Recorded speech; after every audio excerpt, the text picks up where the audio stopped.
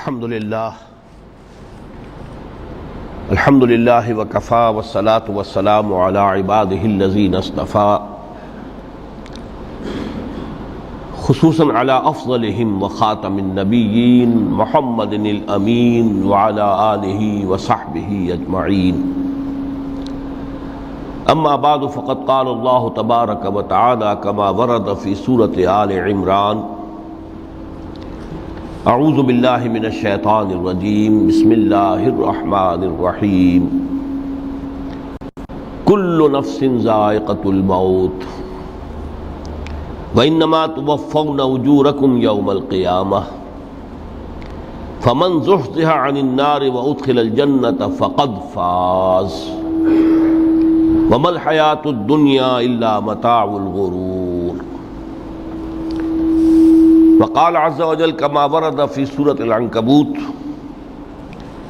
وما هذه الحياة الدنيا إلا لهو ولعب وإن الدار الآخرة لهي الحيوان لو كانوا يعلمون صدق الله العظيم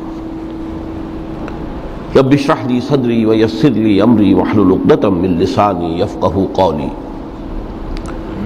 اللهم ربنا الہمنا رشدنا واعذنا من شرور انفسنا اللهم ارنا الحق حقا وارزقنا اتباعه وارنا الباطل باطلا وارزقنا اجتنابه آمین یا رب العالمین۔ معزز حاضرین اور محترم خواتین،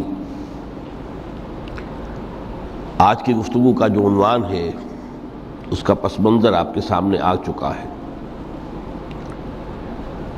متاع الغرور مرکب اضافی ہے، دھوکے کا سامان،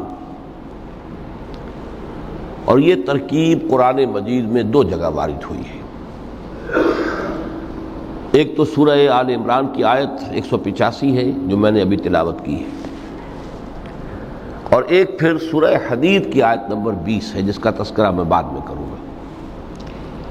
دو مقامات پر متاع الغرور، دھوکے کا سامان، اس حیات دنیاوی کو قرار دیا گیا ہے۔ وَمَا الْحَيَاةُ الدُّنْيَا إِلَّا مَتَاعُ الْغُرُورِ، یہ دنیا کی زندگی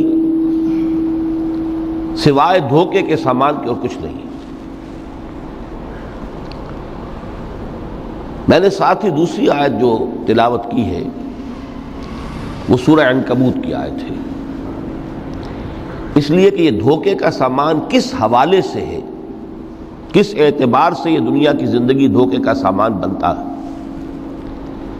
وہ اس آیہ مبارکہ کے بغیر بات واضح نہیں ہوگی۔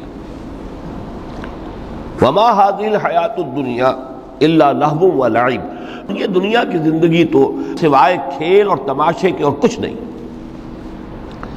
وَإِنَّ دَارَ الْآخِرَةَ لَهِيَ الْحَيَوَانُ، اور اصل زندگی تو آخرت کی زندگی ہے۔ لو کانوا یعلمون، کاش کہ انہیں معلوم ہوتا۔ چار مقامات پر قرآن مجید میں اس دنیا کی زندگی کو لہو و لعب یا لعب و لہو سے تعبیر کیا گیا۔ دو جگہ متاع الغرور، چار جگہ لہو و لعب۔ لیکن کس اعتبار سے؟ غور طلب بات ہے۔ یہ دنیا کی زندگی اللہ نے ہمیں دی ہے، یہ کائنات اس نے بنائی ہے، اس میں اس نے ہمیں بھیجا ہے۔ ظاہر بات ہے کہ یہ تخلیق جو ہے یہ کسی کھلنرے کا کھیل نہیں ہے۔ ربنا ما خلقت ھذا باطلا، یہ کوئی وہم نہیں ہے، یہ حقیقت ہے، یہ واقعہ ہے، اللہ کی خلاقی کا مظہر ہے۔ پھر اس میں ہمیں، اس دنیا میں اس نے ہمیں خلافت کا مقام عطا کیا ہے۔ یہ تمام چیزیں اپنی جگہ پر ہیں، جن سے یہ حیات دنیا بھی ایک بہت بڑی حقیقت بن کر سامنے آتی ہے۔ یہ نہ وہم ہے نہ گمان ہے جیسا کہ بعض فلسفیوں کا خیال ہے، حقیقت ہے، واقعہ ہے، ٹھوس ہے، محسوس ہوتی ہے، اس کا دکھ اور کرب بھی محسوس ہوتا ہے، اس کی مسرت اور خوشی بھی محسوس ہوتی ہے۔ اور پھر یہ کہ ایک ایسی شے جس کے لیے اللہ تعالیٰ نے ایک خلیفہ پیدا فرمایا، انی جاعل فی الارض خلیفہ، خلافت کا یہ تاج جو ہے حضرت آدم اور ان کی نسل کے سر پر رکھا۔ تو اس معنی میں یقیناً یہ حقائق ہیں، ان کو دھوکے کا سامان کس اعتبار سے کہا؟ اگر تو حقیقت زندگی کا تصور ہمارے سامنے واضح رہے، جس کو علامہ اقبال نے کہا ہے خوبصورتی کے ساتھ، تو اسے پیمانہ امروز و فردا سے نہ ناپ، جاویداں پہم دواں ہر دم جواں ہے زندگی۔ یہ جو اللہ کی خلاقی کا نقطہ عروج ہے انسان، کلائمیکس آف ہز کریشن، قرآن مجید میں کہا گیا خلقتہ بیدی، میں نے اسے اپنے دونوں ہاتھوں سے بنایا۔ وَلَقَدْ كَرَّمْنَا بَنِي آدَمَ وَحَمَلْنَاهُمْ فِي الْبَرِّ وَالْبَحْرِ وَرَزَقْنَاهُمْ مِنَ الطَّيِّبَاتِ وَفَضَّلْنَاهُمْ عَلَى كَثِيرٍ مِّمَّنْ خَلَقْنَا تَفْضِيلًا۔ یہ اس کی شان ہے، جس کے بارے میں دو جگہ فرمایا فَإِذَا سَوَّيْتُهُ وَنَفَخْتُ فِيهِ مِن رُوحِي، یہ روحی مرکب اضافی، خاص اللہ اپنی ذات کی طرف اس روح کو منسوب کر رہا ہے جو حضرت آدم میں پھونکی گئی، روحی۔ جب میں اس میں اپنی روح میں سے پھونک دوں فَقَعُوا لَهُ سَاجِدِينَ، تو گر پڑنا اس کے سامنے سجدے میں۔ اور آپ کو معلوم ہے قرآن مجید میں کس شد و مت سے اور کس تکرار کے ساتھ یہ بات واضح کی گئی کہ تمام ملائکہ سجدے میں گر گئے، نو ایکسیپشن۔ فَسَجَدَ الْمَلَائِكَةُ كُلُّهُمْ أَجْمَعُونَ، تین الفاظ جو ہیں تاکید کے لیے، سجدہ کیا الملائکہ، حصر ہے، الف لام لام حصر ہے، تمام فرشتوں نے سجدہ کیا۔ پھر کہیں تمہیں مغالطہ نہ رہ جائے کہ شاید جبرائیل نہ ہو اور بڑے نہ اسرافیل، نہیں، کلہم، سب کے سب۔ پھر مزید کہیں تمہیں شبہ نہ رہ جائے اجمعون، سب نے سجدہ کیا۔ وہ انسان جو ہے اس کی زندگی یہ 30 35 40 50 60 70 80 برس نہیں ہے، اس کی زندگی بہت طویل ہے، بہت طویل ہے۔ میں آج اس حیات انسانی کے دو پہلو تو وہ ہیں جو اکثر لوگوں کے علم میں ہیں، حیات دنیاوی یعنی دنیا میں پیدائش سے لے کر موت تک، یہ ایک وقفہ ہے۔ پھر یہ کہ اس کے بعد حیات اخروی ہے جس کا آغاز ہو جائے گا عالم برزخ سے، پھر بعث بعد الموت ہے، پھر حیات اخروی، یہ سب جانتے ہیں۔ لیکن یہ کہ اس دنیا میں آنے سے پہلے بھی ہم ایک زندگی گزار آئے ہیں، اور بدقسمتی سے اس کا تصور بہت کم لوگوں کو حاصل ہے۔ اور عہد حاضر کے جو ریشنلسٹ قسم کے عقلیت زدہ میں کہتا ہوں انہیں، یا عقلیت گزیدہ، عقلیت سے ڈسے ہوئے لوگ، وہ ان چیزوں سے اباع کرتے ہیں، دور بھاگتے ہیں۔ ہماری پہلی تخلیق ہوئی تھی عالم ارواح میں، الارواح جنود مجندہ، لشکروں کے لشکر تھے۔ آدم سے لے کر آخری انسان جو دنیا میں پیدا ہوگا قیامت تک، سب کی ارواح عالم ارواح میں پیدا کر دی گئی۔ وہاں عہد لیا گیا الست بربکم قالوا بلا، کیا میں تمہارا رب نہیں ہوں، مالک نہیں ہوں؟ ہم سب نے عہد کیا تھا، کیوں نہیں؟ شہیدنا، ہم گواہ ہیں، یہ عہد الست۔ اور ظاہر بات ہے کہ عہد جو ہوتا ہے جب تک انسان کو اپنی ذات کا شعور نہ ہو، خود شعوری نہ ہو، آپ دنیا میں معاہدہ کرتے ہیں تو کہتے ہیں کہ بقائمی ہوش و حواس میں یہ عہد کر رہا ہوں، معاہدہ کر رہا ہوں، تو ظاہر بات ہے کہ اس وقت ہم تھے اور ہوش و حواس کے ساتھ تھے، خود شعوری کے ساتھ تھے، لیکن صرف ارواح تھی، جسد نہیں تھے۔ اور یہی ہے وہ مقام جس کے بارے میں حضور نے سے جب پوچھا گیا کہ متى وجبت لک النبوۃ یا رسول اللہ، اللہ کے رسول آپ کو نبوت کب ملی؟ تو آپ نے فرمایا والآدم بین الماء والطین، ابھی آدم کا حیولہ جو ہے ابھی گارا گوندھ ہی رہا تھا، پانی اور گارے کے درمیان ہی تھے آدم، کہ میں اس وقت بھی نبی تھا۔ عالم خلق کا ابھی آغاز نہیں ہوا، ابھی عالم ارواح میں بھی جو تمام ارواح ہیں وہ اپنی امتیازی شان کے ساتھ ہیں۔ روح محمدی صلی اللہ علیہ وسلم، جس سے اگر نور محمدی کہیں تو غلط نہیں ہے، اس لیے کہ ارواح کا جو مادہ تخلیق ہے وہ نور ہے، جیسے فرشتوں کا مادہ تخلیق نور ہے۔ مسلم شریف میں حضرت عائشہ صدیقہ رضی اللہ تعالیٰ عنہ سے روایت موجود ہے، اللہ نے فرشتوں کو نور سے پیدا کیا۔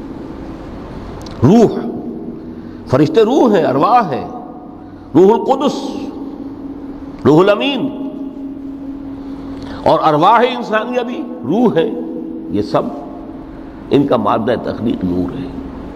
اس وقت ہم پیدا کیے گئے، صرف ارواح کی شکل میں ہم سے عہد لیا گیا اور پھر سلا دیا گیا۔ یہ پہلی موت تھی جو ہم پر وارد ہوئی ہے اس دنیا میں آنے سے پہلے، اس لیے کہ سورہ مومن کی ایک آیت میں فرمایا گیا ہے کہ جہنم میں لوگ جو ہیں فریاد کریں گے، ربنا امتنا اثنتین واحییتنا اثنتین فاعترفنا بذنوبنا فهل الى خروج من سبیل۔ اے اللہ تو نے ہمیں 2 مرتبہ مارا، 2 مرتبہ زندہ کیا، تو اب 1 مرتبہ اور صحیح، کہ یہاں سے نکلنے کا بھی کوئی راستہ ہے کہ نہیں؟ اتنے مراحل سے تو ہمیں لے کر آیا ہے، ایک مرحلہ اور سی۔ تو یہ 2 موتیں کون سی ہیں؟ پہلی موت وہ تھی جب ارواح کو موت کی نیند سلا دیا گیا۔ پھر عالم خلق، جسے آج سائنٹسٹ کہتے ہیں، جس کا نقطۂ آغاز ہے بگ بینگ، عالم ارواح اس سے پہلے کی شے ہے، اس تک سائنس نہیں پہنچ سکتی، وہ سائنس سے ماوراء ہے۔ لیکن جہاں سے سائنس شروع ہوتی ہے وہ عالم خلق کا آغاز ہے، بگ بینگ سے۔ وہ پھر مختلف مراحل، تنزل کے مراحل بھی آئے، ارتقاء کا مرحلہ بھی آیا، تفصیل میں جانے کا موقع نہیں ہے۔ بہت سے تنزلات کے مراحل اور بہت سے ارتقاء کے مراحل طے کر کے آدم تیار ہوا ہے۔ حضرت بیدل نے رحمت اللہ علیہ بہت خوبصورت شعر کہا ہے، ہر 2 عالم خاک شد تا بست نقش آدمی، اے بہار نیستی از قدر خود ہوشیار باش۔ یہ پوری جو بھی کائنات کا جو سلسلہ شروع ہوا، بگ بینگ، اور بہت بڑے بڑے جو ناری کرے تھے جن کی کہ حرارت کا جب تذکرہ کرتے ہیں سائنسداں تو trillions and trillions of foreign height, یہ ان کی اس وقت اس کی جو حرارت کا عالم تھا۔ لیکن پھر وہ ٹھنڈے ہوئے، کچھ اس میں سے کچھ، پھر خاک کی تہ جو ہے زمین کے اس کرے پر آئی، ہر 2 عالم خاک شد۔ یہاں سے اب آدم کا حیولہ تیار ہوا، تا بست نقش آدمی۔ اس کے بعد ارتقائی مراحل ہیں، اور پھر آدم کی وہ روح جو کولڈ سٹوریج میں تھی، جب وہ لا کر پھونکی گئی ہے، جسد آدم جو ہے وہ مسجود نہیں تھا، مسجود تو تب بنا ہے جبکہ اس میں روح آدم وہ لا کر پھونک دی گئی۔ فَإِذَا سَوَّيْتُهُ وَنَفَخْتُ فِيهِ مِن رُوحِي فَقَعُوا لَهُ سَاجِدِينَ۔ یہاں سے حیات دنیاوی کا آغاز ہو گیا۔ پھر وہ سلسلہ تناسل ہے، آدم اور حوا کی نسل میں سے ہر بچہ 4 ماہ کے بعد جب اس کا ایک حیولہ رحم مادر میں تیار ہو جاتا ہے، حدیث ہے متفق علیہ عبداللہ ابن مسعود سے رضی اللہ تعالی عنہ، اور جس کے اندر آغاز میں وہ کہتے ہیں کہ حضور نے ہمیں یہ بتایا، وَهُوَ الصَّادِقُ الْمَصْدُوقُ، دیکھنا تم کہیں شک میں نہ پڑ جانا، محمد کون ہے؟ الصادق المصدوق، جو سچے ہیں، جن کی سچائی کی اللہ گواہی دیتا ہے، کہ رحم مادر میں 40 دن تم نطفے کی شکل میں ہوتے ہو، پھر 40 دن علقہ کی شکل میں ہوتے ہو، پھر 40 دن تو مضغہ کی شکل میں ہوتے ہو، پھر اللہ تعالیٰ فرشتے کو بھیجتا ہے جو اس میں روح پھونکتا ہے۔ وہی عمل جو آدم کے جسد حیولہ کے ساتھ ہوا تھا، ہر ابن آدم اور بنت آدم کے لیے وہی عمل ہے کہ جو رحم مادر میں 4 مہینے کے بعد دہرایا جاتا ہے۔ یہاں سے حیات دنیاوی شروع ہوئی، پھر موت، یہ دوسری موت ہے۔ اب پہلی موت تو وہ تھی، لیکن دوسری موت یہاں سیپریشن ہو جائے گی، جو زمین سے آیا تھا تخلیقی مادہ وہ جسم میں گیا، جسم زمین میں گیا، گل سڑ کر ختم ہوا۔ جو وہاں سے روح آئی تھی وہ اس زمینی وجود کا جو لب لباب ہے، جان نفس، اس کو لے کر اپنے ساتھ، اور وہ جائے گی عالم بالا کو۔ پھر یہ ایک وقفہ ہے، پھر بعث بعد الموت ہے۔ تو احیاء بھی دو ہو گئے، ایک مرتبہ پہلی موت کے بعد زندہ کیا اس عالم میں، آنکھ کھلی اس عالم میں ہماری، یہ پہلا احیاء تھا۔ کیف تکفرون باللہ وکنتم امواتا فاحیاکم ثم یمیتکم ثم یحییکم ثم الیہ ترجعون۔ دوسرا احیاء وہ ہوگا قیامت کے دن، بعث بعد الموت، اور پھر اس کے بعد وہ زندگی ابدی زندگی ہے، ہمیشہ کی۔ یہ تصور سامنے رکھیے۔ تو یہ جو تھوڑا سا وقفہ، یہ تو زندگی بہت طویل ہے۔ تو اسے پیمانہ امروز و فردا سے نناب جاویداں پیہم دماں ہر دم جواں ہے زندگی۔ اس میں یہ وقفہ جو ہے، خلق الموت والحیات لیبلوکم ایکم احسن عملا، یہ اس جسد کے ساتھ اس روح کا اتصال، اور یہ 30 40 50 60 70 80 100 برس کی عمر، یہ ایک وقفہ ہے، یہ امتحانی وقفہ ہے، تمہیں جانچا جا رہا ہے، پرکھا جا رہا ہے۔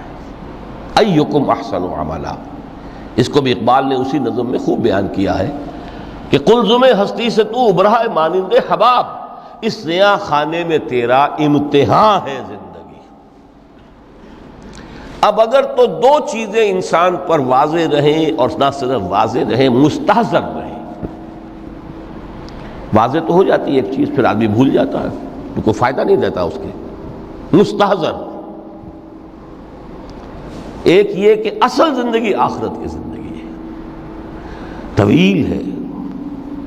بل توسرون الحیات الدنیا والآخرۃ خیر وابقیٰ،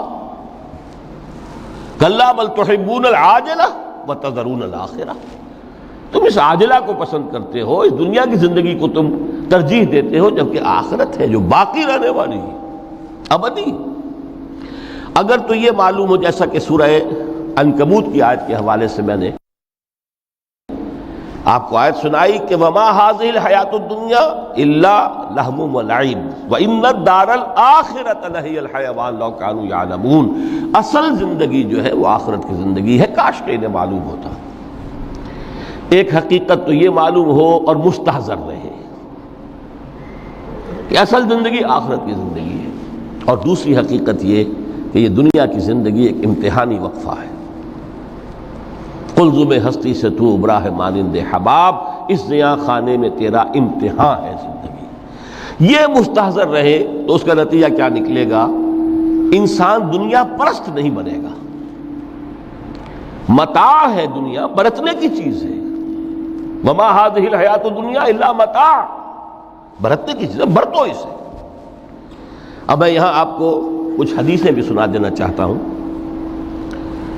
ایک حدیث میں حضور نے عجیب نقشہ کھینچا ہے، مالی ولی دنیا، لوگوں مجھے تمہاری اس دنیا سے کیا سروکار؟ انما مثلی کراکب استظل تحت شجرۃ ثم راح فترکھا، میری مثال تو اس سوار کسی ہے جو تھوڑی دیر کے لیے کسی درخت کے سائے میں سستانے کے لیے رک جاتا ہے۔ وہ اس درخت کو اپنی منزل نہیں سمجھتا، اپنا گھر نہیں سمجھتا، تھوڑی دیر کا سستانا ہے، پھر وہ اس درخت کو خیر بات کہتا ہے، اپنا راستہ لیتا ہے، اپنی منزل کی طرف رواں ہو جاتا ہے۔ بس اتنا تعلق، منزل یاد رہے۔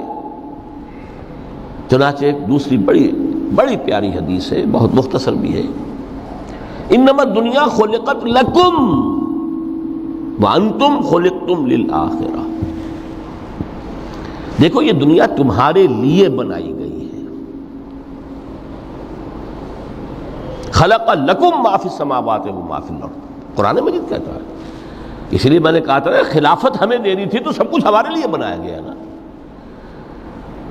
یہ محفل سجائی گئی ہے ہمارے لیے، یہ سب ہمارے لیے بنایا گیا ہے، پورے عالم کو مسخر کیا گیا ہمارے لیے۔ سخر لکم، سورج بھی چاند بھی ہر چیز تمہارے لیے مسخر کی گئی ہے۔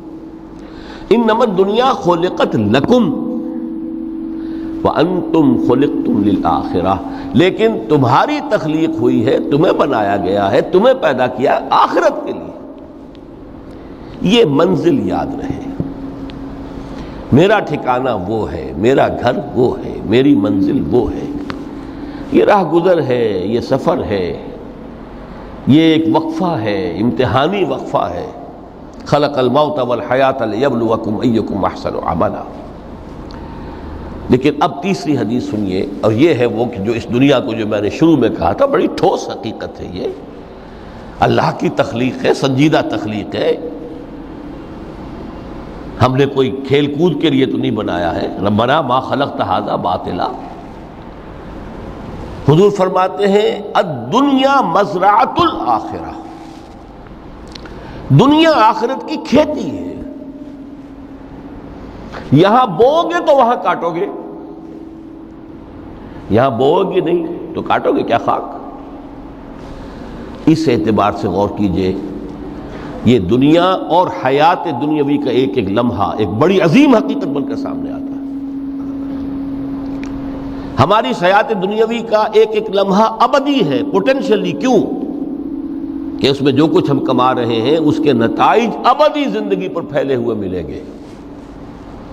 تو گویا کہ یہ جو ہے، یہ گھڑی محشر کی ہے، طور سے محشر میں ہے، بیشتر غافل عمل کوئی اگر دفتر میں ہے، یہاں کا ایک ایک لمحہ تمہارے لیے بہت قیمتی ہے، یہاں بو، محنت کرو، کاشت کرو تاکہ وہاں کاٹ سکو۔ الدنیا مزرعۃ الآخرہ۔ اب دیکھیے یہ جو انداز ہے قرآن کا، وَمَا الْحَيَاةُ الدُّنْيَا إِلَّا مَتَاعُ الْغُرُورِ، جو ہماری گفتگو کا آج عنوان ہے، اس کے دو نتیجے نکلتے ہیں عملاً۔ ایک نتیجہ جو صحیح ہے، جو قرآن نکالنا چاہتا ہے، جس کی طرف اسلام رہنمائی کرتا ہے، ایک ہے بالکل منفی نتیجہ جس کی اسلام نفی کرتا ہے۔ وہ منفی نتیجہ کیا ہے؟ دنیا دھوکے کی ٹٹی ہے، چھوڑو گھر گھرستی کو، دفع کرو، رب سے لو لگانی ہے، یہ شادی کر کے اور گھر گھرستی کا کھکیڑ مول لینا، کہاں ایک پیٹ کا پالنا، کہاں 10 پیٹ لگ جائے پیچھے، اسی میں آدمی جو ہے گم ہو کر رہ جاتا ہے۔ لہذا گھر گھرستی کو چھوڑو، تجدد کی زندگی گزارو۔ پھر یہ تمدن ہر جگہ شر ہے، برائی ہے، دھوکہ ہے، فریب ہے، جھوٹ ہے، دفع ہو جاؤ، جاؤ کہیں پہاڑوں کی چوٹیوں پر، کہیں غاروں میں، گپھاؤں میں، کہیں جنگلوں میں دھونی روا۔ یہ ہے اس کا ایک منطقی نتیجہ جو نکلا ہے دنیا میں، اور تقریباً تمام مذاہب عالم میں نکلا ہے۔ رہبانیت، جس کی جس شد و بد کے ساتھ نفی کی ہے محمد رسول اللہ صلی اللہ علیہ وسلم، لا رہبانیت فی الاسلام، اسلام میں کوئی رہبانیت نہیں، نفی ہے، مکمل نفی، لا رہبانیت فی الاسلام۔ فرمایا کہ النکاح من سنتی، یہ میری سنت ہے، میرا طریقہ ہے، گھر گھرستی کی زندگی اختیار کرنا یہ میری سنت ہے۔ 3 صحابہ پر کچھ اسی طرح کا غلبہ ہو گیا تھا۔ صحابہ میں ہر طرح کے لوگ تھے، ان میں وہ لوگ بھی تھے کہ جو بڑے ریشنلسٹ تھے، عقل کے حوالے سے بات سمجھنے والے۔ حضرت عمر کو ہم کہہ سکتے ہیں کہ سر خیل تھے ان کی، رضی اللہ تعالیٰ عنہ۔ کچھ درویش منش لوگ بھی تھے، کچھ پر یہ تقویٰ کا اور درویشی کا بہت زیادہ غلبہ ہو گیا تھا، مغلوب الحال ہم انہیں کہہ سکتے ہیں۔ حضرت عبداللہ ابن عمرو بن العاص رضی اللہ تعالیٰ عنہما، ایک عجیب سائملٹینیس کنٹراسٹ ہے باپ اور بیٹے میں۔ عمرو بن العاص بہت بڑے سیاستدان، مدبر، عرب نے چوٹی کے جو 3 سیاستدان پیدا کیے ان میں سے ایک عمرو بن العاص ہے، واریر، کانکرر، سیاستدان۔ لیکن عبداللہ ابن عمرو بن العاص بالکل درویش، روزانہ روزہ ساری رات کھڑے ہیں، نہ بیوی سے کوئی سروکار، نہ کسی سے کوئی سروکار۔ حضور کو اطلاع ملی، بلا لیا، جواب طلبی ہو گئی، یا عبداللہ اولم اخبر، انک تصوم الدہر وتقوم اللیل، اے عبداللہ مجھے یہ خبر دی گئی ہے تم ساری رات کھڑے رہتے ہو، روزانہ روزہ رکھتے ہو۔ کیا کہتے ہیں؟ جی حضور ایسا تو ہے۔ لا تفعل، مت کرو ہرگز۔ فإن لنفسك عليك حقا وإن لزوجك عليك حقا وإن لزورك عليك حقا، دیکھو تم پر تمہارے اس جسم کا اور نفس کا بھی حق ہے، اسے آرام بھی دو، اس کی ضروریات بھی پوری کرو، اس کی دیکھ بھال بھی کرو، یہ بھی تمہارے پاس امانت ہے اللہ کی۔ پھر تم پر تمہاری بیوی کا حق ہے۔ کسی صحابی نے دیکھا تھا حضرت عبداللہ ابن عمرو بن العاص کی بیوی کو کہ وہ بالکل جیسے کہ میلی کچیلی حالت میں تھی۔ پوچھا ہی کیا حال بنا رکھا؟ ان کا کہ آپ کے دوست کو تو کوئی غرض ہے ہی نہیں سرے سے۔ ظاہر بات ہے کہ مسلمان بیوی اور کس کے لیے وہ سنگھار کرے گی جب شوہر ہی کو کوئی دلچسپی نہ ہو، اس سے غرض ہی نہ ہو۔ لا تفعل، رات کو سو بھی، دیکھو مجھے میں رات کو سوتا بھی ہوں، نماز پڑھتا بھی ہوں، میں روزے رکھتا بھی ہوں، ناغے بھی کرتا ہوں۔ دیکھو زیادہ سے زیادہ ہفتے میں دو دن روزے رکھ لیا کرو کہ حضور مجھے اور تھوڑی سی اجازت، اچھا ایک دن ناغا، ایک دن روزہ، صوم داؤد، اس سے آگے کی اجازت نہیں۔ اسی طرح 3 حضرات سراسراہتن آتا ہے حدیث میں، بخاری شریف کی روایت ہے، ان پر بھی کوئی ایسا ہی غلبہ ہوا رہبانیت کا اور ترک دنیا کا۔ انہوں نے آ کے ازواج مطہرات سے معلوم کیا آپ کتنی رات نماز پڑھتے ہیں، کتنا دو سوتے ہیں، مہینے میں کتنے آپ روزے رکھتے ہیں نفلی۔ انہوں نے کوئی، وہاں تو کھلی کتاب تھی سیرت محمد صلی اللہ علیہ وسلم، جو کچھ تھی حقیقت بیان کر۔ اب دیکھیے ایک عجیب ذہنیت، انہوں نے دیکھا کہ یہ تو کم ہے، ان کے اندازے کے اعتبار سے تو بہت کم ہے، لیکن یہ کہ اپنے آپ کو ذرا تسلی، حضور کی تو کوئی ضرورت نہیں ہے، آپ تو معصوم ہیں، آپ کے سے گناہ نہیں ہوا، کوئی خطا نہیں ہوئی، آپ کے لیے تو یہ اتنی عبادت ہمارے لیے تو کافی نہیں، ہم تو گناہ گار ہیں۔ ایک نے عہد کیا کہ میں کبھی نہیں سوؤں گا، رات بھر کھڑا رہوں گا۔ دوسرے نے کہا کبھی ناغا نہیں کروں گا، ہر روز روزہ رکھوں گا۔ تیسرے نے کہا میں شادی بیاہ کے کھکیڑ میں پڑوں گا نہیں۔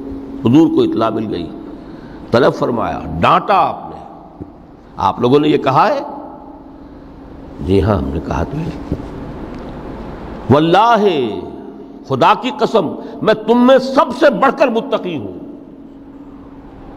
لیکن میں رات کو سوتا بھی ہوں اور نماز بھی پڑھتا ہوں، روزے رکھتا بھی ہوں، ناغے بھی کرتا ہوں، میری گھر گرستی کی زندگی ہے، میری بیویاں ہیں۔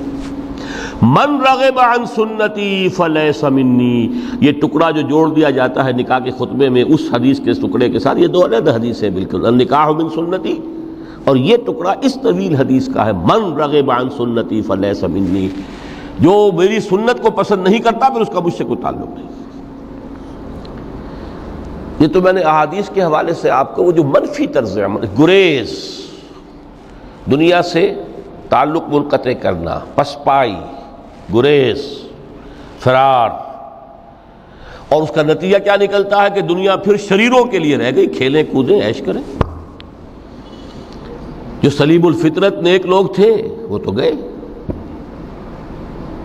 لہذا ان کو اب کوئی روک ٹوک کرنے والا ہی نہیں، کوئی پوچھنے تاشنے والا نہیں، ظالم جو چاہے ظلم کریں اور جس طرح چاہیں شریر جو ہے شرارتیں کریں۔ قرآن مجید میں سورہ حدید اس اعتبار سے نہایت عظیم صورت ہے، نہایت عظیم صورت ہے کہ وہاں یہ آیت بھی بہت ہی شاندار انداز میں آئی ہے، متاع الغرور والی، خاصی طویل آیت بن کر آئی ہے، اور جیسا کہ میں نے عرض کیا 4 جگہ تو حیات دنیاوی کو کہا گیا ہے صرف لہو و لعب یا لعب و لہو، لیکن یہاں جو ہے آیت نمبر 20، اعلموا انما الحیات الدنیا لعب و لہو و زینت و تفاخر بینکم و تکاثر فی الاموال والاولاد۔ 5 الفاظ کے حوالے سے اس حیات دنیاوی کے کچھ حقائق بیان کیے گئے، عام طور پر سرسری طور پر لوگ گزر گئے ہیں۔ محاورتاً جب بھی آتا ہے معاملہ لہو و لعب، لعب و لہو، وہ تو 4 جگہ ہے، یہاں تین الفاظ مزید آئے ہیں، اور ترکیب کیا؟ پہلے لعب ہے پھر لہو ہے۔ سورہ عنکبوت میں لہو و لعب یہ در حقیقت ایک طرح سے محاورے کی شکل اختیار کر گیا، تماشا اور کھیل، لیکن نہیں، یہاں ترتیب کچھ اور ہے۔ اس پر اگر آپ غور کریں گے تو یہ ایک عجیب سا نقشہ سامنے آتا ہے۔ حیات دنیاوی کے 5 ادوار، جن میں سے ہر دور میں ایک شے انتہائی اہم ہوتی ہے، توجہ کا مرکز بنی ہوتی ہے۔ ابتدائی دور ہے، بالکل بچہ بھی ہے، کھیل، بس لعب، اس کے سوا اسے کوئی زندگی سے سروکاری نہیں، زندگی کے تلخ حقائق ابھی اسے معلوم نہیں۔ بھوک لگی تو رو پڑے، ماں نے دودھ پلانا ہے، کھلانا ہے، ان سے تو کچھ نہیں کرنا اس نے، وہ لعب، کھیل۔ لیکن تھوڑا سا آگے چلتے ہیں، ٹین ایجر سٹیج میں جب داخل ہوتا ہے آدمی، تو اب وہ نرا کھیل، معصومانہ کھیل نہیں رہتا، اس میں تلذذ، سینشول گریٹیفیکیشن کا عنصر شامل ہو جاتا ہے۔ اب اس کے کہا لہو، اعلموا انما الحیات الدنیا لعب و لہو۔ ذرا آگے بڑھیے تو انسان پر سب سے زیادہ دھن سوار ہو جاتی ہے، بناؤ سنگھار، میرا لباس فیشن کے مطابق ہو، کہیں ایسا نہ ہو مذاق اڑے۔ اپنے لباس کے بارے میں بہت کانشیس ہوگا، اپنے ہیئر کٹ کے بارے میں بہت کانشیس ہوگا، ہر چیز کے بارے میں بہت کانشیس۔ زینت، بناؤ سنگھار، آرائش، زیبائش۔ اس سے ذرا آگے گئے، تکاثر فی الاموال والانفس، تفاخر بینکم۔ یہ سمجھیے کہ تقریباً 30 برس کی عمر جب انسان کی ہوتی ہے، اب فخر، تفاخر، یا دولت پر فخر ہوگا، یا نسب پر فخر ہوگا، یا اپنی کسی سیاسی حیثیت پر فخر ہوگا، اپنی چودراہٹ پر فخر ہوگا۔ تفاخر بینکم، جس میں جان میں چونکہ توانائی ہوتی ہے، قوت ہوتی ہے، لیکن اس کے بعد جب عمر ڈھلی، بڑا ریئلسٹک ہو جاتا ہے انسان۔ پھر یہ جو چوتھی سٹیج تھی، اس میں تو یہ کہ مونچھ نیچی نہ ہو، چاہے سب کچھ میں اپنا خرچ کر دوں، داؤ پہ لگا دوں، لیکن مونچھ نیچی نہیں ہوگی۔ آخری سٹیج وہ ہوتی ہے کہ پھر ہوکا لگ جاتا ہے آدمی کو، تکاثر فی الاموال والاولاد، مال اور اولاد کی کثرت کثرت کثرت۔ اب یہ ہوتا ہے کہ مونچھ نیچی کیا، مونڈ بھی دی جائے تو کوئی حرج نہیں، مال آنا چاہیے، ویری ریئلسٹک۔ اور اسی حال میں انسان ہوتا ہے، آخری پارے کی صورت نے پھر اس میں ایڈ کر کے اس کے اوپر مہر لگا دی، الہاکم التکاثر حتی زرتم المقابر۔ یہ تکاثر جو ہے پیچھا نہیں چھوڑتا، اتنی دولت بھی ہے کہ آپ کی 10 نسلیں کھا سکے اطمینان سے بیٹھ کر، تب بھی صبر نہیں ہوتا۔ بڑے میاں کی ٹانگیں جو ہیں وہ قبر میں لٹکی ہوئی ہیں، لیکن تکاثر جو ہے، تکاثر مال، وہ پیچھا نہیں چھوڑتا۔ حتی زرتم المقابر، یہاں تک کہ قبروں تک جا پہنچے، قبر میں اتار دیا جائے، جب تک ٹانگیں صرف لٹکی ہوئی ہیں اس وقت تک نہیں۔ اس کے بعد تشبیہ دی ہے کہ یہ حیات دنیاوی کا جو ایک سائیکل ہے، اعلموا انما الحیات الدنیا لعب و لہو و زینت و تفاخر بینکم و تکاثر فی الاموال والاولاد۔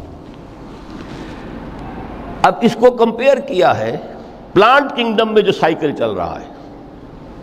یہ ہمارا سائیکل ہے 60-70 برس کا، بچہ پیدا ہوا، خوشیاں منائی گئیں، پھر وہ لڑکپن سے، پھر ٹین ایجر سٹیج سے، پھر جوانی ہے، پھر ادھیڑ عمر ہے، اور پھر بڑھاپا ہے، اور پھر قبر میں اتارا جانا ہے۔ لیکن یہ کہ پلانٹ کنگڈم میں سائیکل چلتی ہے، کمثل غیث اعجب الکفار نباتہ ثم یہیج فتراہ مصفرا ثم یکون حطاما۔ یہ 4 سٹیج ہیں۔ جیسے بارش برستی ہے تو سبزہ نمودار ہوتا ہے، اور کاشتکار کو بڑا اچھا لگتا ہے، اس نے بیج بویا تھا، اس نے محنت کی تھی، اس نے ہل چلایا تھا، اعجب الکفار نباتہ، اس کو بہت اچھا لگتا ہے، دل باغ باغ ہو جاتا ہے۔ جیسے آپ کے یہاں بیٹا ہوا پوتا ہوا خوشیاں مناتے ہیں آپ. کمثل غیث اعجب الکفار نباتہ ثم یہیج، پھر وہ فصل اپنی پوری قوت کو پہنچتی، فصل لہرا رہی ہے. فتراہ مصفرا، پھر وہ زرد ہو جاتی ہے، وہ ہریاول اب ختم ہوئی، اب فصل پک گئی ہے، اب وہ زردی پر آ گئی ہے. ثم یکون حطاما، پھر وقت آتا ہے اگر وہ خضرو گھاس ہے تو پھر وہ چورا چورا ہو کر پھر وہ مٹی میں مل جاتی ہے، اور اگر فصل ہے تو کھیتی کٹ گئی، اس کے بعد کیا رہ گیا وہاں؟ وہ چورا ہی رہ جاتا ہے باقی. یہ لائف کا سائیکل چل رہا ہے، 3 مہینے کا ہو 4 مہینے کا ہو، یہ ہے پلانٹ کنگڈم کا، وہ ہے سائیکل انسانی زندگی کا. اب فرمائی ٹیپ کی بات جو ہے، وَفِي الْآخِرَةِ عَذَابٌ شَدِيدٌ وَمَغْفِرَةٌ مِّنَ اللَّهِ وَرِضْوَانٌ. دیکھو دنیا کی زندگی تو ان سٹیجز سے ہو کر گزر ہی جانی ہے. جو پیدا ہوا ہے اس پر بڑھاپا بھی آئے گا، موت بھی آئے گی. کل نفس ذائقۃ الموت، جو سورہ آل عمران کی 185ویں آیت کا پہلا جملہ تھا. ہر انسان کو جو پیدا ہوا موت آ گئی. اب یہ ہے کہ وہ کہیں آپ نے محل میں گزار لی زندگی، کسی کٹیا میں گزار لی زندگی، کسی کی فٹ پاتھ پر گزر گئی زندگی. زندگی گزر جاتی ہے، گزرتی ہے، اور ان 5 سٹیجز میں سے ہو کر گزرتی ہے. آپ گندی گلیوں میں بچوں کو کھیلتے ہوئے دیکھتے ہیں، وہ بھی کھیل رہے ہوتے ہیں،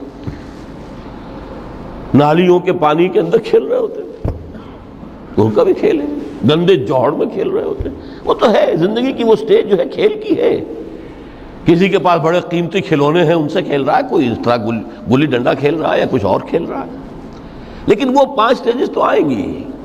اعلموا انما الحیات الدنیا لعب ولہو وزینۃ وتفاخر بینکم وتکاثر فی الاموال والاولاد کمثل غیث اعجب الکفار نباتہ ثم یہیج فتراہ مصفرا ثم یکون حطاما وفی الآخرۃ عذاب شدید ومغفرۃ من اللہ ورضوان. آخرت میں جا کر یہ بائیفرکیشن ہو جانی ہے، یا تو شدید عذاب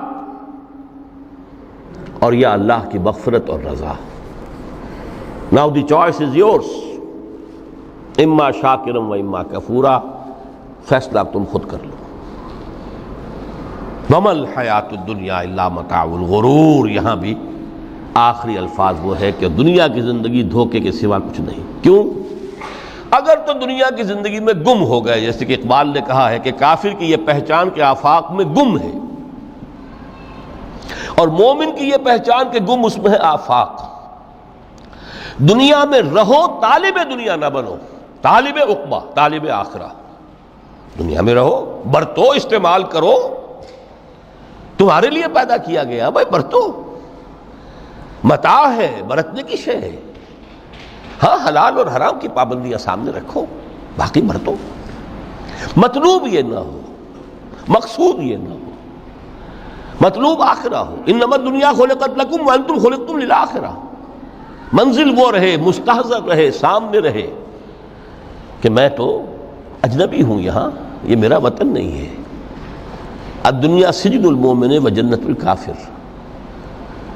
جیسے کسی پرندے کو کسی پنجرے میں بند کر دیا گیا ہو، اس طرح ہمیں اس دنیا میں بھیج دیا گیا. اللہ کی مرضی ہے، اس نے بھیجا ہے. جب تک وہ چاہتا ہم رہیں گے یہاں، لیکن ہمارا دل یہاں نہیں لگے گا. بازار سے گزرا ہوں، خریدار نہیں ہوں. طالب دنیا نہ ہو تب تو یہ کوئی دھوکے کا سودا نہیں، وطن نہیں، بالکل نہیں. حضور نے خود فرمایا مجھے تمہاری اس دنیا میں سے فلاں فلاں چیزیں بہت پسند ہیں، اور کس قدر ریئلسٹک ہیں. آپ نے عورتوں کے بارے میں فرمایا مجھے اس دنیا سے پسند ہے عورت. کوئی تصنع اور کوئی بھی تکلف اور کوئی خلاف فطرت بات نہیں کی محمد رسول اللہ صلی اللہ علیہ وسلم. آنکھوں کی ٹھنڈک میری نماز میں ہے، مجھے خوشبو پسند ہے. عورت کی طرف بھی آپ کا رجحان تھا. قرآن مجید میں آتا ہے نا، اے نبی اب کوئی اور نکاح آپ نہیں کریں گے. وَلَوْ أَعْجَبَتْكَ حُسْنُهُنَّ، چاہے ان کا حسن جو ہے وہ آپ کو اچھا لگے، اب اجازت نہیں ہے مزید، بس فل سٹاپ. جتنے نکاح ہو چکے. تو یہ دنیا کو حضور نے صلی اللہ علیہ وسلم دنیا پر سوار رہو، دنیا کو اپنے اوپر سوار نہ ہونے دو. بس بات صرف یہ ہے. کافر کی یہ پہچان کہ آفاق میں گم ہے۔ اسی لیے سورہ کہف کا ایک مرکزی مضمون ہے، پہلے رکوع میں بات آتی ہے اِنَّا جَعَلْنَا مَا عَلَى الْأَرْضِ زِینَةً لَهَا لِنَبْلُوَهُمْ أَيُّهُمْ أَحْسَنُ عَمَلًا۔ ہم نے اس دنیا پر جو کچھ ہے، یہ اسکائی اسکریپرز بن گئے ہمارے زمانے میں، اور یہ شاندار بلڈنگز ہیں، اور یہ کچھ ہے، ہم نے زینت اور زیبائش اور آرائش بنا دیا ہے تاکہ آزمائیں۔ انہی کے حسن کا شکار ہو جاتے ہو اور ان کے پرستار بن کر رہ جاتے ہو۔ رخ روشن کے آگے شمع رکھ کر وہ یہ کہتے ہیں ادھر جاتا ہے دیکھیں یا ادھر پروانہ آتا ہے، پھر بھی اللہ ہی کے عاشق بنے رہو، اللہ ہی سے محبت کرو تو کامیاب ہو گئے، دنیا کو برتو۔ اگر دنیا یہ عروس ہزار داماد جو ہے، اگر کہیں یہ محبوبہ بن گئی تو گئے، ختم۔ اچھا دیکھیے اس سورہ حدید میں اب یہ دنیا کی حقیقت کو اس طرح بیان کر کے دو نتیجے جو اس سے نکلتے ہیں ان کو علیحدہ علیحدہ بیان کر دیا۔ ایک نتیجہ جو میں بیان کر چکا، رہبانیت، ترک دنیا، اس کی نفی کرتے ہوئے فرمایا وَلَقَدْ أَرْسَلْنَا نُوحًا وَإِبْرَاهِيمَ وَجَعَلْنَا فِي ذُرِّيَّتِهِمَا النُّبُوَّةَ وَالْكِتَابَ فَمِنْهُمْ مُهْتَدٍ وَكَثِيرٌ مِّنْهُمْ فَاسِقُونَ ثم قفينا على آثارهم برسلنا وقفينا بعيسى ابن مريم وآتيناه الإنجيل وجعلنا في قلوب الذين اتبعوه رأفة ورحمة ورهبانية ابتدعوها ما كتبناها عليهم۔ اصل مضمون یہ تھا جس کے لیے تمہید اتنی لمبی باندھی، ہم نے نوح کو بھیجا، ابراہیم کو بھیجا، ان کی اولاد میں ہی نبوت اور کتاب رکھ دی، پھر ان کے نقش قدم پر ہم نے اٹھایا عیسیٰ ابن مریم کو، انہیں انجیل دی، اور جو لوگ ان پر ایمان لائے ان کے دلوں میں رحمت اور رافت کے جذبات پیدا کر دیے، انسانی ہمدردی۔ حضرت عیسیٰ کا جو اپنا مزاج تھا، ظاہر بات ہے کہ آپ کے حواریین اور آپ پر ایمان لانے والوں میں اسی کا ایک عکس پیدا ہونا تھا، لہذا وہ ایک خاص کیفیت، لیکن فرمایا ایک شے کو انہوں نے بدعت کے طور پر ایجاد کر لیا، وَرَهْبَانِيَّةً ابْتَدَعُوهَا مَا كَتَبْنَاهَا عَلَيْهِمْ۔ رہبانیت کی انہوں نے بدعت ایجاد کر لی، یہ انہوں نے کی ہے، ہم نے یہ ان پر فرض نہیں کی تھی۔ یہ ہے وہ منفی نتیجہ، گریز، خانقاہوں میں جا کر بیٹھ جاؤ، موناسٹسزم، تجرد کی زندگی گزارو، نتیجہ اس کا کیا نکلتا ہے کہ بظاہر راہب اور راہبائیں رہ رہی ہیں اور رہ رہے ہیں، اور اندر جو حرام کاری کے بازار چل رہے ہیں، اور تہخانوں کے اندر حرامی بچوں کی قبروں کی قبرستان بنے۔ ہسٹری آف کرسچین موناسٹسزم پر کتابیں پڑھ لیجیے، خود انہوں نے اپنے سارے جو ہیں بخیے ادھیڑ کر خود رکھ دیے۔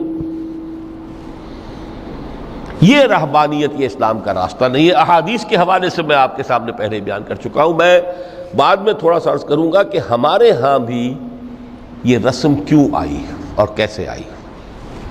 الحمدللہ اس درجے میں نہیں آئی جس درجے میں کہ کرسچینٹی میں آئی ہے، الحمدللہ ثم الحمدللہ، لیکن کسی درجے میں اگر آئی ہے تو کیوں آئی ہے یہ میں بعد میں عرض کروں گا۔ لیکن اس کا مل حیات الدنیا الا متاع الغرور کا دوسرا نتیجہ کیا ہے؟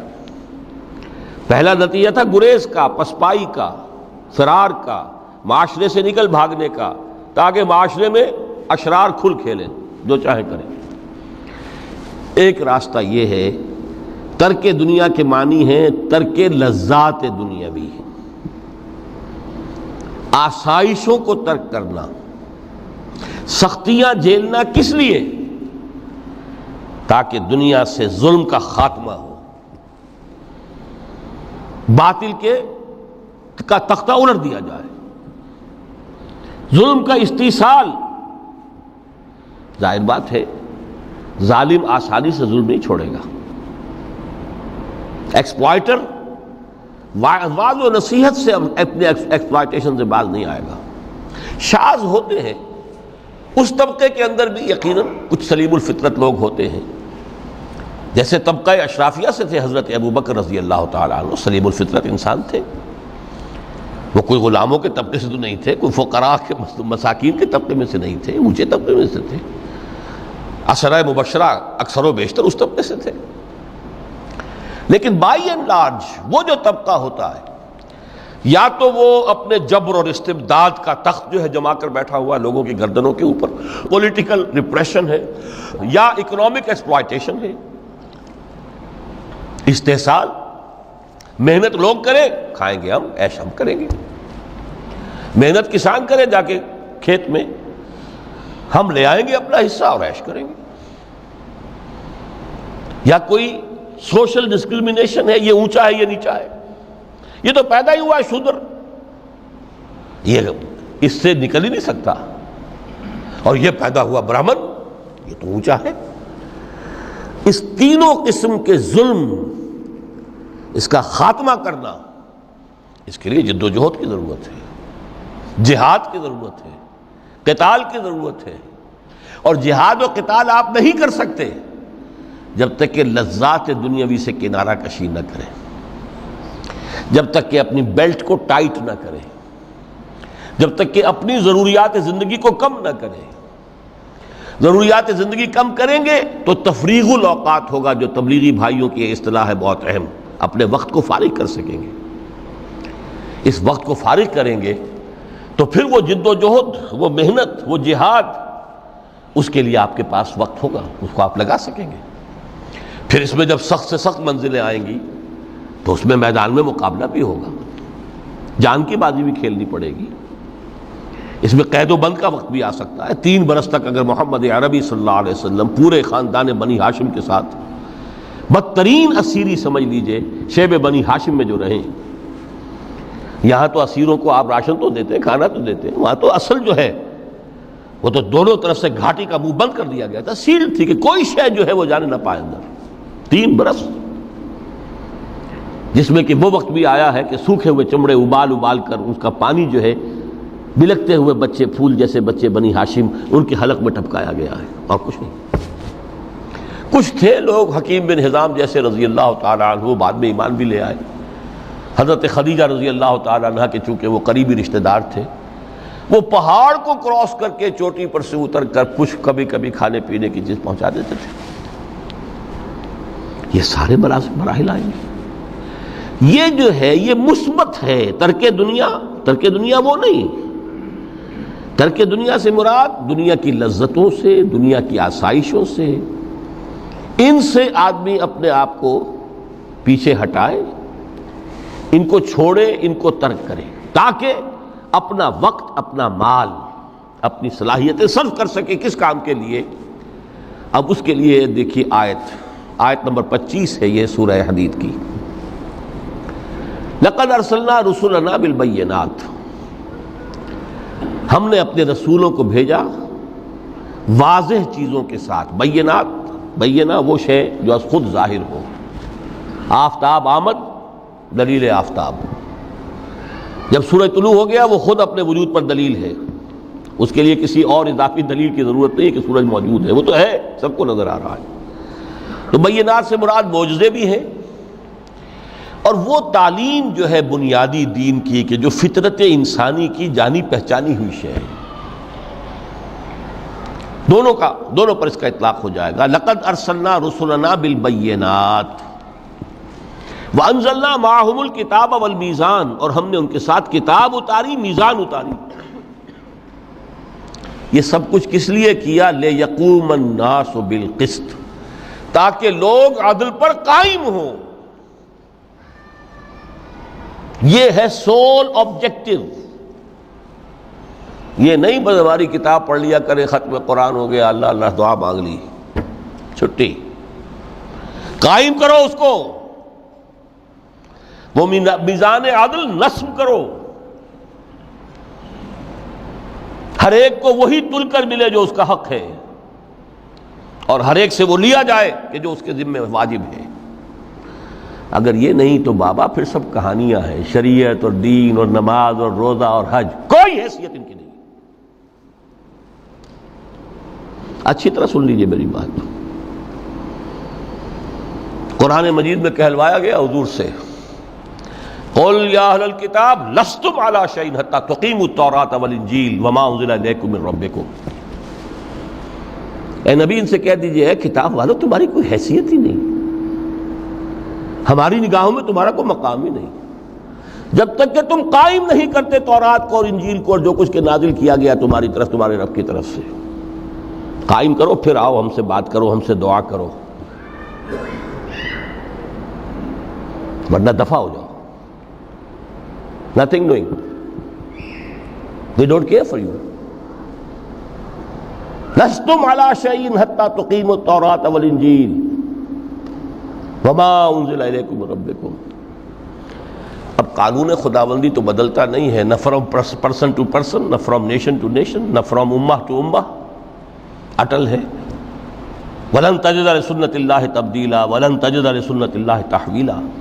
سنت اللہ تو ایک ہے. اب اس آیت کو ذرا پڑھیے. قُلْ يَا أَهْلَ الْقُرْآنِ لَسْتُمْ عَلَىٰ شَيْءٍ حَتَّىٰ تُقِيمُوا الْقُرْآنَ وَمَا أُنزِلَ عَلَيْكُم مِّن رَّبِّكُمْ.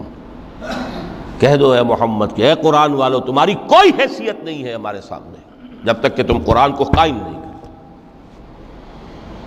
پڑھ لو اور اس کے قرات کے مقابلے منعقد کرا لو اور سونے کے تاروں سے اسے لکھ لو اور اس کو جو چاہو کر لو، کوئی حیثیت نہیں. قائم کرو اس قرآن کو، اس کے نظام کو، اس کے قانون کو، جو حضرت ابوبکر نے فرمایا تھا. پہلا خطبہ جو دیا ہے آپ نے بیعت خلافت کے بعد، تم میں ہر قوی میرے نزدیک ضعیف ہوگا جب تک کہ اس سے حق وصول نہ کر لوں، اور ہر ضعیف قوی ہوگا جب تک کہ اسے اس کا حق دلا نہ دوں. سورہ شورى میں حضور سے کہلوایا گیا قل وَأُمِرْتُ لِأَعْدِلَ بَيْنَكُمْ، مجھے یہ حکم ہوا ہے کہ میں تمہارے مابین عدل قائم کروں. میں واعظ بن کر نہیں آیا، میں بدھ مت کے بھکشو بنانے کے لیے نہیں آیا تمہیں. ہاں انقلابی عمل میں ایک مرحلہ آتا ہے، بدھ مت کے بھکشو بننا پڑتا ہے کچھ عرصے کے لیے، تیاری کا مرحلہ، وہ میں ابھی بعد میں ذرا بیان کر دوں گا. لیکن مستقل نہیں ہے یہ بدھ مت کے بھکشو. یہ بدماش جس طرح چاہیں کھل کھیلیں، ظالم جس طرح چاہیں لوگوں پر ظلم کرتے رہیں، تشدد اور جبر کا جس طرح سے چاہے معاملہ کریں، استحصالی نظام جس طرح ہوتا ہے چلتا رہے. شاہ ولی اللہ دہلوی رحمۃ اللہ علیہ کے الفاظ میں انسانوں کی عظیم اکثریت ڈھور ڈنگر بن جائے، صبح سے لے کے شام تک کمر توڑ دینے والی مشقت کے بعد بمشکل 2 وقت کی روٹی ملتی ہو، اس کا کبھی خیال اسے اللہ کا آئے گا؟ کبھی اللہ سے لو لگا سکے گا؟ دنیا نے تیری یاد سے بیگانہ کر دیا تو اس سے بھی دل فریب ہے غم روزگار کے. اس لیے حضور نے فرمایا کاد الفقر ان یکون کفرا، یہ فقر جو ہے یہ تو انسان کو کفر تک پہنچا دیتا ہے. عدل قائم کرو. تو دیکھیے یہ آیت انتہائی گمبھیر آیت ہے قرآن مجید کی سورہ حدید کی. جس طرح وہ آیت متاع الغرور والی جس شان کے ساتھ سورہ حدید میں آئی ہے، اعلموا انما الحیات الدنیا لعب ولہو وزینۃ وتفاخر بینکم وتکاثر فی الاموال والاولاد کمثل غیث اعجب الکفار نباتہ ثم یہیج فتراہ مصفرا ثم یکون حطاما وفی الآخرۃ عذاب شدید ومغفرۃ من اللہ ورضوان وما الحیات الدنیا الا متاع الغرور. لیکن اس کا نتیجہ کیا نکلنا چاہیے؟ لقد ارسلنا رسلنا بالبینات وانزلنا معهم الکتاب والمیزان لیقوم الناس بالقسط. Now prepare for the shock. میرے نزدیک میرے علم کی حد تک شاید دنیا کی کوئی انقلابی کتاب نہ ہو جس نے اس قدر عریاں طور پر کھل کر یہ کہا ہو کہ ظالموں کی سرکوبی کرو، کچلو ان کے سر. وانزلنا الحدید، ہم نے لوہا بھی اتارا ہے. ایک وقت آتا ہے ظلم نہیں ختم ہوتا جب تک کہ لوہے کی طاقت ہاتھ میں نہ آئے. انزلنا الحدید، ہم نے صرف کتاب ہی نہیں اتاری ہے، لوہا بھی اتارا ہے. فیہ باس شدید، اس میں جنگ کی صلاحیت ہے. ومنافع للناس، لوگوں کے لیے کچھ اور منفعتیں بھی ہیں. کوئی توا پرات چمٹا یہ بھی بنا لو، ٹھیک ہے، لیکن اصلاً یہ اسلحہ کے لیے. وانزلنا الحدید، اسی تو سورہ حدید کا نام حدید ہے. فیہ باس شدید ومنافع للناس ولیعلم اللہ من ینصرہ ورسلہ بالغیب. اللہ دیکھنا چاہتا ہے کون ہے اس کے وفادار بندے تو اس لوہے کی طاقت کو ہاتھ میں لے کر مدد کرتے ہیں اس کی اور اس کے رسولوں کی غیب میں ہونے کے باوجود۔ ان اللہ قوی عزیز، ویسے اللہ قوی ہے، عزیز ہے، آنے واحد میں کفر کو ختم کر دے جب چاہے، آنے واحد میں ظالم کا ظلم جو ہے وہ ختم کر کے رکھ دے، وہ سب کچھ کر سکتا ہے۔ لیکن پھر تمہاری آزمائش کیسے ہوگی؟ کیسے معلوم ہوگا ہوز ہو، کس کا کیا مقام تھا، کس کے پاس کتنا یقین کا سرمایہ تھا، کس کے ایمان کی گہرائی اور گہرائی کا کیا عالم تھا، کس نے ہمارے دین کے لیے کیسی کیسی قربانیاں جھیلی ہیں۔ یہ ہے ترک دنیا جو موسٹ پروفاؤنڈ ہے، نتیجہ خیز ہے، خیر کو وجود میں لانے کے لیے ہے، لیکن اس کی مثالیں موجود ہیں۔ حضرت مصعب بن عمیر رضی اللہ تعالی عنہ ایام جاہلیت میں کہا جاتا ہے ان کا جوڑا جو ہے شام سے تیار ہو کر آتا تھا، جیسے کبھی مشہور ہے کہ پنڈت نہرو کا بھی کپڑے سل کر آتے تھے پیرس سے۔ موتی لال نہرو کا بیٹا، اور موتی لال نہرو وہ تھا کہ وائس رائے کی پہلی کار آئی ہے ہندوستان میں تو دوسری کار موتی لال کی آئی، اس کا بیٹا، اس کے کپڑے پیرس سے سل کر آتے تھے۔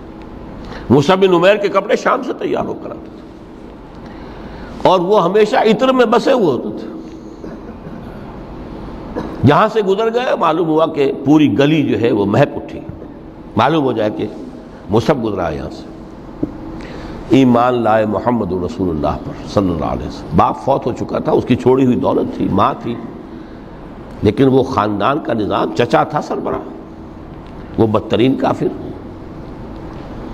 اس نے پہلے سمجھایا ہوگا 100 طریقے آزما کے، پھر آخری بار اس نے آزمایا یہ جس دولت کے اوپر تم عیش کر رہے ہو یہ تمہارے مشرک باپ کی دولت ہے، نکل جاؤ گھر سے۔ انہوں نے سمجھا تھا جیسے سورہ صافات میں آتا ہے فَأَرَادُوا بِهِ كَيْدًا فَجَعَلْنَاهُمُ الْأَسْفَلِينَ، انہوں نے حضرت ابراہیم کے بارے میں سمجھا تھا جب دیکھیں گے کہ آگ تیار ہو رہی ہے اور یہ اس میں مجھے ڈال دیں گے تو سب یہ نشہ حرن ہو جائے گا، یہ توحید وحید سب ہوا ہو جائے گی۔ لیکن ہوا کیا؟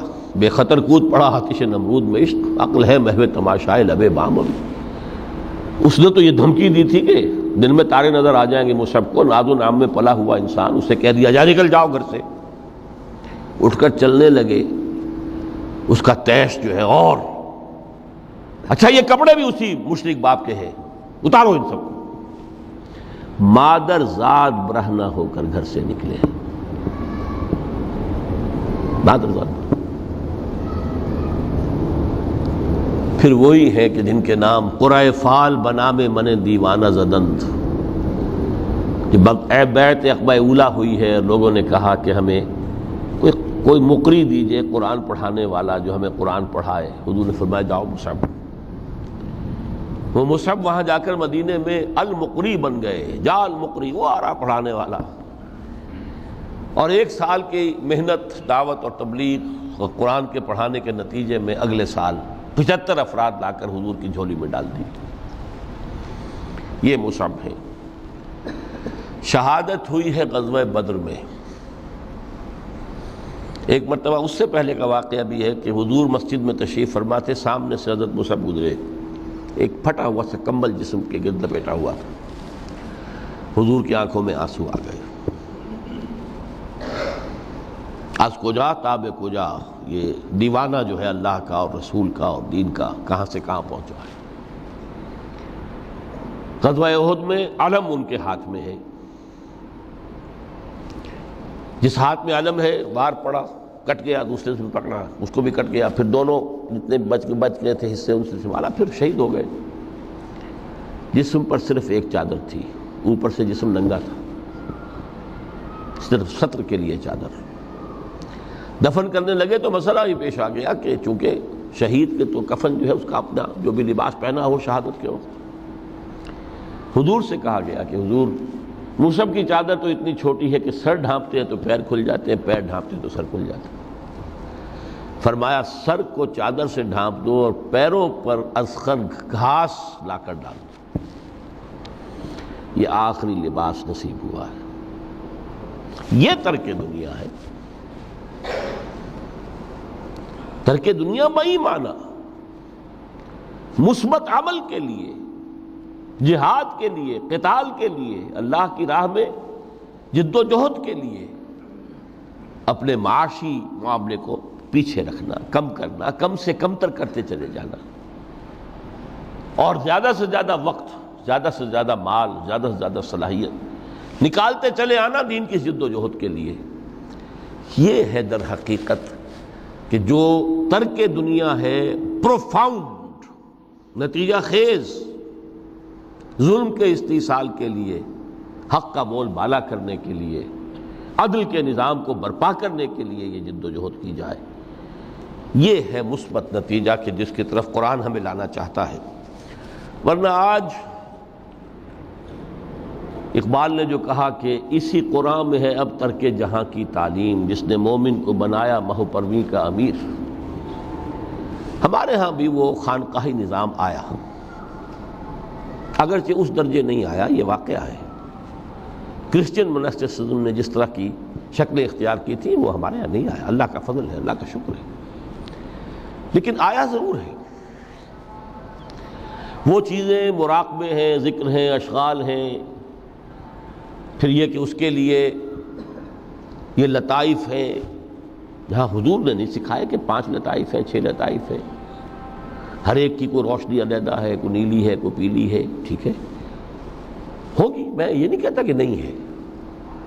آکلٹ سائنسز کی اپنی ایک حقیقت ہے، لیکن ہمیں اس سے روک دیا گیا.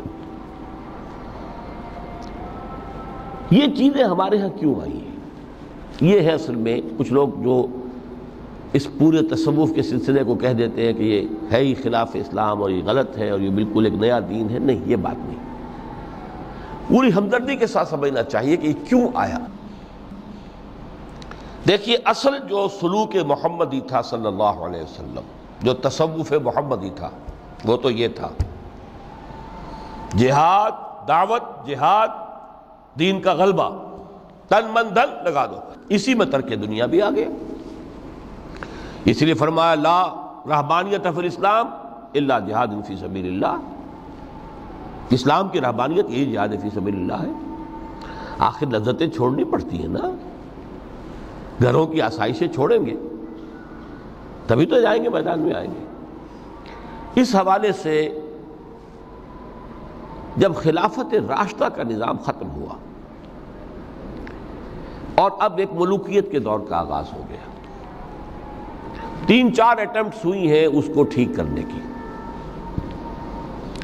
حضرت حسین ابن علی رضی اللہ تعالیٰ عنہ میدان میں آئے، شہید ہو گئے، دنیاوی اعتبار سے ناکام ہو گئے. عبداللہ ابن زبیر آئے رضی اللہ تعالیٰ عنہما، کچھ تھوڑی سی کامیابی ہوئی، سسٹین نہیں کر سکے، وہ بھی شہید کر دیے گئے. پھر حضرت زید آئے، پھر نفس زکیہ آئے، کوئی کوشش کامیاب نہیں ہوئی. اس نتیجے پر پہنچ گئے کہ یہ تو اب جو حکومت کی چھت ہے یہ تو ہے، اس کو تو اب ہم نہیں ہٹا سکتے. جب حکومت کو چھت کو نہیں ہٹا سکتے تو اب جہاد اور قتال کا راستہ تو بند ہو گیا. ہے تو مسلمان نا، کلمہ گو ہے، چاہے خود فاسق و فاجر بھی ہوں، لیکن نافذ تو شریعت کے احکام کر رہے ہیں. اس حوالے سے ہاتھ بندھ گئے. اس وقت پھر یہ ہے کہ جو تزکیہ نفس کے لیے یہ طریقے اختیار کیے گئے، شارٹ آف جہاد فی سبیل اللہ، شارٹ آف قتال فی سبیل اللہ. یوں سمجھیے کہ اگر کوئی درخت جو ہے یہاں پر آپ اس کو اگائیں تو چھت تک تو وہ جائے گا، لیکن چھت کے اوپر چھت کو پھاڑ تو نہیں سکتا نا، وہ پھر مڑ جائے گا. یہ ڈیفلیکشن ہوئی ہے ہمارے ہاں، جس سے کہ یہ خانقاہی نظام وجود میں آیا. کچھ خیر تو لوگوں کو سکھاتے رہو، کچھ تزکیہ نفس کی تعلیم تو دیتے رہو، اور ان میں پھر یہ ہے کہ مشرق اور مغرب سے آنے والے نظریات اور طریقے جو ہیں وہ بھی شامل ہو گئے. ہندوستانی جو تصوف کے مختلف یہاں پر معاملات تھے، اور ادھر سے یونانی اور نیو پلیٹونک وہ نظریات آ گئے. لیکن آج کا دور جو ہے وہ سمجھ لیجئے 2 اعتبارات سے بہت مختلف ہو چکا ہے. اب پھر ضرورت ہے سلوک محمدی کی صلی اللہ علیہ وسلم. کیوں؟ اگرچہ حکومت مسلمانوں کی ہے لیکن اسلامی قانون نافذ نہیں ہے۔ اس وقت یہ تھا کہ حکومت مسلمانوں کی تھی، اگرچہ وہ اس معنی میں آئیڈیل اسلامی حکومت نہیں تھی کہ امرہم شورا بینہم، مسلمانوں نے منتخب کیا ہوتا، نہیں، وہ ایک موروثی نظام چل پڑا، ایک قبیلے کی عصبیت جو ہے وہ اس کی پشت پناہ بن گئی، ایک نظام چل رہا ہے، لیکن قانون اسلام کا نافذ تھا، قاضی تھے، مفتی تھے، فیصلے وہی ہو رہے تھے۔ آج یہ کہ اگرچہ حکومت مسلمانوں کی ہے، قانون جو ہے قرآن کا نافذ نہیں ہے۔ اور نمبر 2، آج انسان کا جو سوشل کانشسنس ہے، اجتماعی شعور، وہ ترقی کر کے اس سطح تک پہنچ چکا ہے کہ ہر شہری کو حق حاصل ہے کہ نظام کو بدلنے کی کوشش کرے۔ پہلے یہ ہوتا تھا کہ آپ نظام کی اصلاح کرنے کے لیے کھڑے ہوئے تو سمجھتے تھے کہ یہ حکومت کو ختم کرنا چاہتے ہیں، یہ باغی ہے۔ حضرت حسین کو باغی کہا گیا رضی اللہ تعالیٰ عنہ۔ اب باغی جو ہے واجب القتل ہے، اسی لیے تو آخر کلمہ گو تھے وہ جنہوں نے شہید کیا حضرت حسین کو رضی اللہ تعالیٰ عنہ۔ اس وقت تک یہ کانسیپٹ تھا ہی نہیں کہ اسٹیٹ علیحدہ شے ہے، گورنمنٹ علیحدہ شے ہے۔ We are against the government, not against the state. آج تصور جو ہے بالکل کلیئر کٹ ہو گیا ہے، ہم وفادار ہیں ریاست پاکستان کے، حکومت پاکستان کے نہیں۔ حکومت پاکستان کو بدلنا ہمارا حق ہے، اور اس بدلنے کے 2 طریقے ہیں، یا ایک انتخابات کا ذریعہ ہے یا پھر ایجیٹیشن کا ذریعہ ہے، بشرطے کہ ایجیٹیشن پیسفل ہو، توڑ پھوڑ نہ ہو، کسی کی جان اور مال اور پراپرٹی کو وہ نقصان نہ پہنچایا جائے، خود مرنے کو تیار ہو جائے، گولیاں چلیں، جیلوں میں جائیں، ایجیٹیٹ کریں، اگر جیلیں بھر جائیں گی، اگر گولیاں مار مار کر جو ہے فوج ایک وقت میں آ کر کہہ دے گی، جیسے کہ بھٹو کے زمانے میں کہہ دیا تھا، جبکہ اس نے کہا تھا کہ میری کرسی بہت مضبوط ہے، لیکن جب بریگیڈیئر محمد اشرف گوندل ہی ٹک دی لیڈ، پھر 3 اور آگے بریگیڈیئر ان کے ساتھ مل گئے، we are going to shoot no more, go and have a political settlement. اپنی قوم کے اوپر کہاں تک ہم گولیاں برسائیں گے؟ Who are they? They are our kith and kin, we are not an occupation army. Jallianwala Bagh میں اگر 5000 مر گئے یا جتنے بھی مرے تھے، جنرل ڈائر کو کائے کا دکھ، وہ ہندو تھے یا مسلمان تھے یا سکھ تھے، ہندوستانی تھے، لیکن یہاں تو جن کو ہم مار رہے ہیں وہ کون ہیں؟ پاکستانی ہے۔ ہو سکتا ہے جو گولی چلا رہا ہے اسی کا کوئی بھانجا بھتیجا جو ہے اس موب کے اندر موجود ہے سامنے۔ یہ راستے دونوں اس وقت کھلے ہوئے ہیں۔ الیکشن کا پروسیس جو بھی لوگ سمجھتے ہیں کہ اس کے ذریعے سے یا سمجھتے رہے ہیں، آج تو میں سمجھتا ہوں کہ وقت آ چکا ہے کہ تقریباً اس پر کنسنسس ہو چکا ہے کہ الیکشن کے ذریعے سے نظام نہیں بدل سکتا، چہرے بدل جائیں گے، ہاتھ بدل جائیں گے، اس لیے کہ جو بھی پولیٹیکل سوشو اکنامک سسٹم ہے، بہتر سے بہتر الیکشن بھی ہوگا تو وہی ریفلیکٹ کرے گا۔ جاگیردار ہے تو 80% جاگیردار ہی بیٹھے ہوں گے آپ کی نیشنل اسمبلی میں، تو وہ زمینداری اور جاگیرداری جو ہے اس کو ختم ہونے دیں گے۔ ایجیٹیشن کا راستہ ہے، لیکن یہ کہ وہ ایجیٹیشن کرنے کے لیے پہلے میدان میں وہ لوگ آئیں جو اپنی ذات پر اپنے گھر میں دین نافذ کر چکے ہوں، اپنی معاش کو پاک کر چکے ہوں، اپنی معاشرت کو درست کر چکے ہوں۔ یہ 2 کام اگر نہیں کیے تو بہتر ہے گھر میں بیٹھے رہیں، باہر نہ نکلیں، دین کا نام نہ لیں، وہ دین کو بدنام کریں گے۔ یہ مرحلہ طے کر لیں اور پھر ایک بنیان مرصوص بن کر، نہیں عن المنکر بالید، جب تک طاقت کافی نہیں ہے اس وقت تک دعوت ہے، تبلیغ ہے، خوشامد ہے۔ وَلْتَكُن مِّنكُمْ أُمَّةٌ يَدْعُونَ إِلَى الْخَيْرِ وَيَأْمُرُونَ بِالْمَعْرُوفِ وَيَنْهَوْنَ عَنِ الْمُنكَرِ وَأُولَٰئِكَ هُمُ الْمُفْلِحُونَ۔ یہ سب زبان سے ہوگا، ہاتھ سے نہیں۔ جب طاقت کافی ہوگی تو اب ہاتھ سے ہو۔ اب ہم یہ کام نہیں چلنے دیں گے، اب یہ بینک نہیں چلیں گے، گھیراؤ کریں گے، نہیں چلنے دیں گے۔ یہ اخبارات میں جو فحاشی کے سمجھیے کہ وہ رنگین صفحات نہیں نکلنے دیں گے، پکیٹنگ ہو جائے گی۔ کئی دن تک کراچی میں جنگ کا گھیراؤ کیا گیا تھا MQM کی طرف سے، اور صرف یہ بات تھی کہ ہماری خبریں صحیح شائع نہیں کر رہا ہے۔ جب نہیں نکلنے دیا گیا جنگ، اس کے بعد صورت یہ ہو گئی کہ الطاف صاحب کو چھینک بھی آتی تھی تو پہلے صفحے پہ لکھا ہوتا تھا۔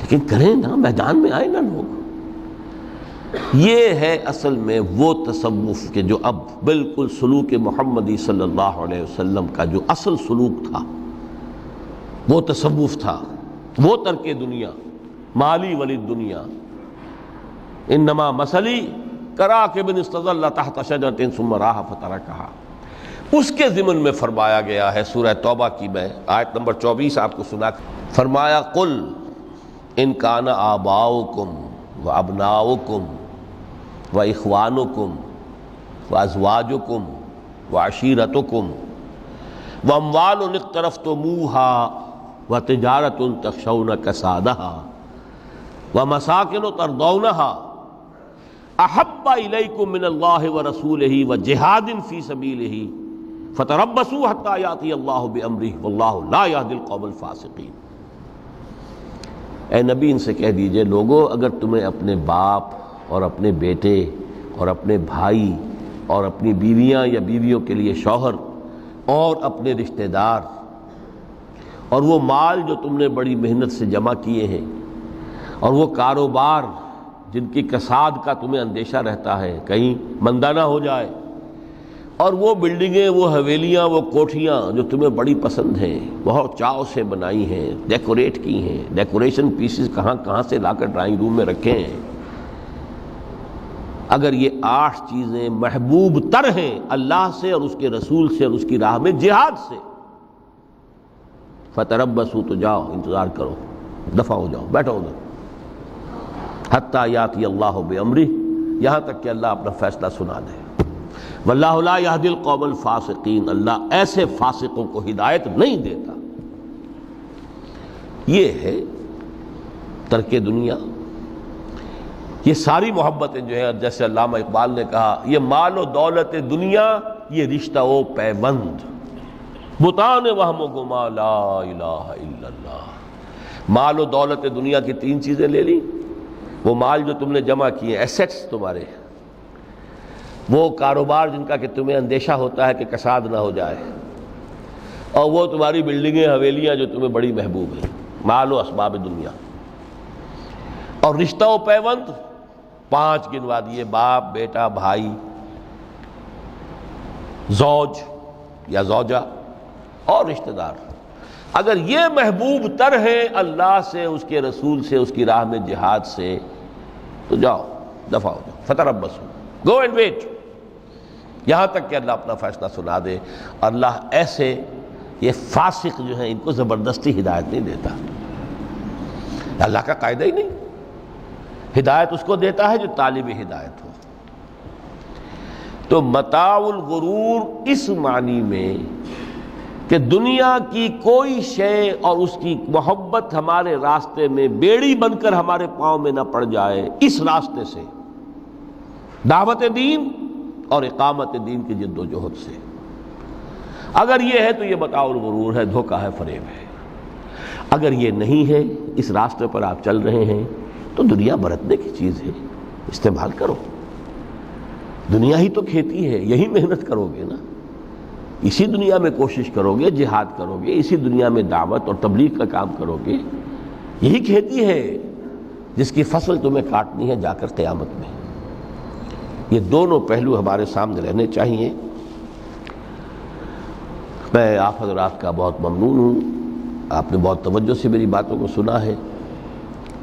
اللہ تعالیٰ جو کچھ کہا گیا ہے اس میں جو صحیح ہے، حق ہے، اس کے لیے دلوں کو کھولے، صرف ذہنوں کو نہیں، دلوں کو کھول دیں، اس لیے کہ دل کھلیں گے تو کوئی تبدیلی آئے گی۔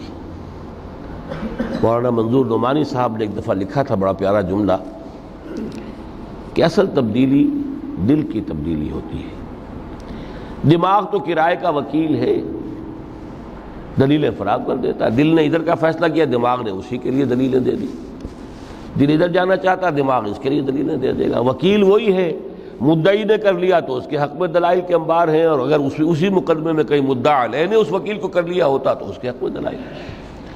تو اللہ تعالیٰ دلوں کو کھولے اور اس متاع الغرور کے پھندوں سے ہمیں نکل کر اصل محبت اللہ سے اور اس کی راہ میں جہاد سے، اور اصل مطلوب و مقصود زندگی آخرت کی، اس کی ہمیں توفیق عطا فرمائے۔ اقول قولی ھذا واستغفر اللہ لی ولکم ولسائر المسلمین والمسلمات۔